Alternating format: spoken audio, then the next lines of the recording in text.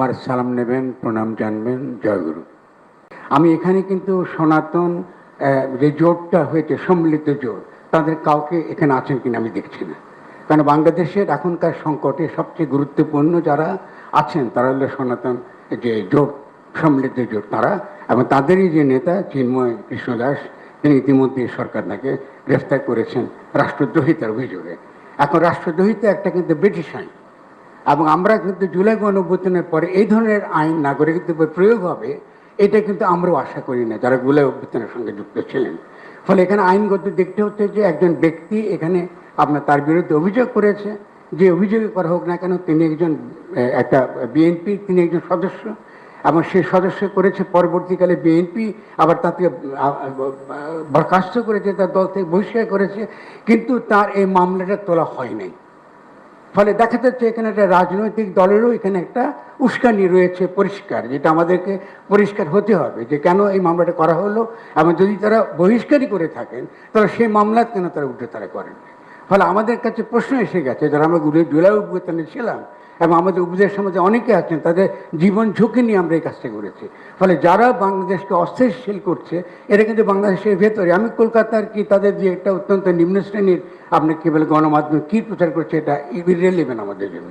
আমরা জানি যে ভারতের যে তাদের যে সত্যিকারে যারা তারা সিদ্ধান্ত গ্রহণ করেন তাদের ব্যাপারটা ভিন্ন রকম। ফলে আজকে এখানকার যে বিভিন্ন ধর্মের সঙ্গে সম্পর্কের প্রশ্নটা একই সঙ্গে একটা ভূরাজনৈতিক প্রশ্ন হয়ে উঠেছে, এবং এটা বাংলাদেশের জন্য অত্যন্ত বিপজ্জনক। এবং আমি অত্যন্ত ক্ষোভের সঙ্গে এটা বলবো যে আমাদের এই ব্যাপারটা হ্যান্ডেল করাটা, এটাকে এনগেজ করাটা, যারা আমাদের দুঃখ পেয়েছেন, কোনো কারণে মনে করছেন তাদের নাগরিক মানবিক অধিকার ক্ষুণ্ণ হয়েছে, তাদের সঙ্গে কথা বলবার জন্য আমরা রয়েছি নাগরিকরা, আমরা এই গণ অভ্যুত্থানের সঙ্গে যারা যুক্ত, আমরাই রয়েছি তাদের সঙ্গে কথা বলার জন্য। সেই ক্ষেত্রে যদি আইনের দ্বারা, ব্রিটিশ আইনের দ্বারা একজন নাগরিককে, আমি তিনি একজন সন্ত, এর আগে এখানকার সনাতন ধর্মাবলম্বীদের বিভিন্ন রাজনৈতিক দল বিভিন্নভাবে ব্যবহার করেছে, এবং তারা সেই বিভিন্ন ব্যবহারের থেকে তারা বেরিয়ে এসে তারা আজকে এই ছাত্রদের এই আন্দোলনের সমর্থন দেবার জন্যে তারা নৈতিকভাবে যেমন তারা তৈরি, একই সঙ্গে এই সরকারকে তারা সমর্থন দেবার জন্য তৈরি। ফলে আমি আপনার কাছে বিনীতভাবে জানতে চাই আমাদের মাননীয় প্রধান উপদেষ্টার কাছে যে কি করে আজকে চিন্ময় দাশগুপ্তকে, চিন্ময় কৃষ্ণ দাসকে এখানে আপনার গ্রেফতার করা হলো, তার আইনি ভিত্তিটা কী ছিল, এবং একই সঙ্গে তার নৈতিক এবং অন্যান্য ভিত্তি, আন্তর্জাতিক মানবাধিকার, তাদের সমাবেশ করার অধিকার আছে, তার তো কথা বলার অধিকার আছে। এবং আমি নিজে ব্যক্তিগতভাবে চিন্ময় সঙ্গে কথা বলেছি, এবং আমার তাকে কোনোভাবে বাংলাদেশের রাষ্ট্রদ্রোহী বলে মনে হয়নি। তাদের কিছু অভিযোগ আছে, এবং এর আগে বিভিন্ন রকম রাজনৈতিক দলগুলো তাদেরকে ব্যবহার করেছে, অত্যন্ত খারাপভাবে ব্যবহার করেছে। এই মানুষটি সেই ব্যবহার থেকে বেরিয়ে এসে, যেহেতু সে একটা সন্ত, একজন সাধু, তিনি এসে চেষ্টা করছেন সকলের সঙ্গে মিশে এটা করতে। ফলে তার কোনো কোনো কথার মধ্যে আমাদের হতে পারে, আমরা দ্বিমত করতে পারি, অমত করতে পারি, তর্ক করতে পারি, কিন্তু অবশ্যই তিনি বাংলাদেশের রাষ্ট্রদ্রোহী, বাংলাদেশকে ধ্বংস করতে চায় এরকম কোনো রকম তৎপরতার সঙ্গে যুক্ত আছে। এটা আমার কাছে কোনো প্রমাণ নেই, অন্তত আমার কাছে নেই। যদি আমাদের স্বরাষ্ট্র মন্ত্রীর কাছে থাকে আমি আনন্দ চিত্তে এটা দেখবো। তো আমি মনে করি যে এই যে একটা বড় বিপদের মধ্যে আমরা বাংলাদেশকে ফেলে দিয়েছি, এই বিপদটা আমরা উদ্ধার পাওয়াটা এখন অত্যন্ত গুরুত্বপূর্ণ। আজকে যে ভাবমূর্তি নষ্ট হয়েছে আমাদের, আমি অত্যন্ত দুঃখের সঙ্গে কথাটা বলছি। এতগুলো মানুষ মারা গেল, এতগুলো ছেলে পঙ্গু হয়ে রয়েছে, সেখানে আমরা এখানে বাংলাদেশকে একটা জঘন্য দেশ হিসেবে, যেখানে সংখ্যালঘুরা নিরাপদ নয়, এইভাবে আমরা আমাদের কাজকে সারা পৃথিবীতে আগে করা হচ্ছে।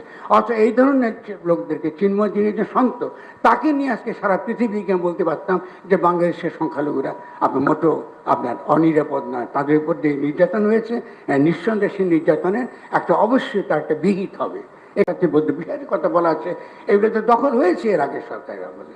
তবে এই সরকার তো উচিত ছিল এই যে বিষয়গুলো যেগুলো তারা আন্তরিকভাবে হাজির করার চেষ্টা করছেন এটা মনোযোগ দিয়ে শোনা।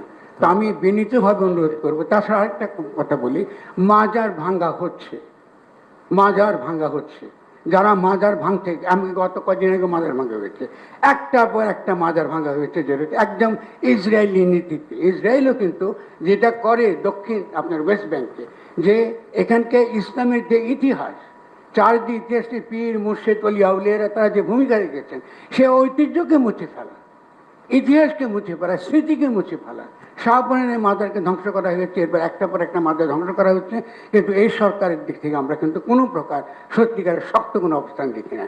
যারা মাজার ভেঙেছে, আমি স্বরাষ্ট্র মন্ত্রণালয়ে থাকলে প্রশ্ন করতাম, তারা যারা ভেঙেছে তাদের বিরুদ্ধে তো কোনো মামলা হয় না, তাদের কাউকে তো গ্রেফতার করা হয় না।